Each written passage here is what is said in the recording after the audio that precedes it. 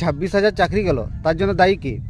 আমি আমার ব্যক্তিগতভাবে মনে করি যে 9, 10, 11, 12 গ্রুপ ডি এবং গ্রুপ সি যে 26,000 চাকরি গেছে তা আজও ফিরিয়ে পাওয়া সম্ভব। সরকার যদি মনে করে তা আজও ফিরিয়ে পাওয়া সম্ভব। কারণ হচ্ছে কোর্ট তো বারবার বলছে যে সঠিক লিস্ট জমা দিতে। এতে দেখা যাচ্ছে এসএসসি একরকম লিস্ট জমা দিচ্ছে, সিবিআই একরকম লিস্ট জমা দিচ্ছে, সরকার একরকম লিস্ট জমা দিচ্ছে। তাহলে কোর্ট এক্ষেত্রে কোন লিস্টটাকে ধরবে? বাছা কি সম্ভব? আর যারা চাকরি হারিয়েছে আমি একটা জিনিস বুঝতে পারছি না, তারা ভয় পাওয়ার কারণ কি?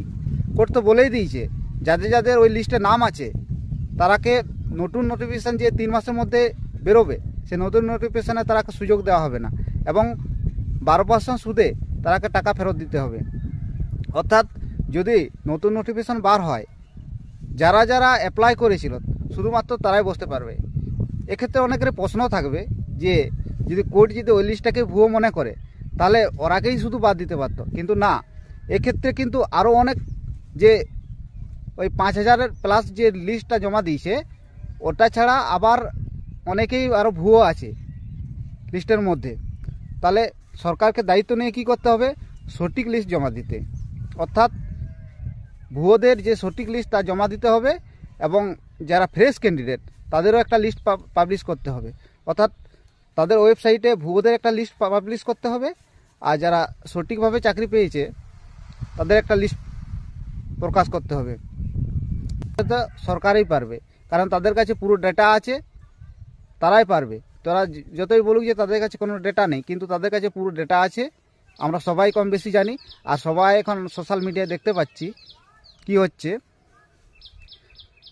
তাই আমি মনে করি যে যাদের যাদের চাকরি হারিয়েছে তারা মন না খারাপ করে কি করে চাকরি ফেরত পাওয়া যায় সে তার রাস্তা আমরাকে এখন বার করতে হবে।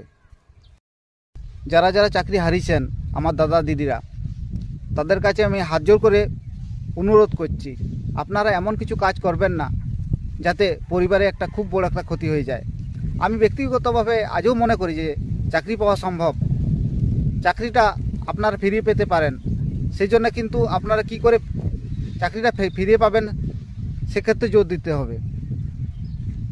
আজও যদি সরকার মনে করে আপনাদের চাকরি এখনও ফিরে পাওয়া যাবে। আর বিশেষ করে যারা যারা আমার এই ভিডিওটা দেখছেন, আপনাদের জন্য এই চ্যানেলটা বানানো হয়েছে। আমার এই বিকাশ বাংলা স্টার চ্যানেলটা বিশেষ সাবস্ক্রাইব করবেন। Thank you.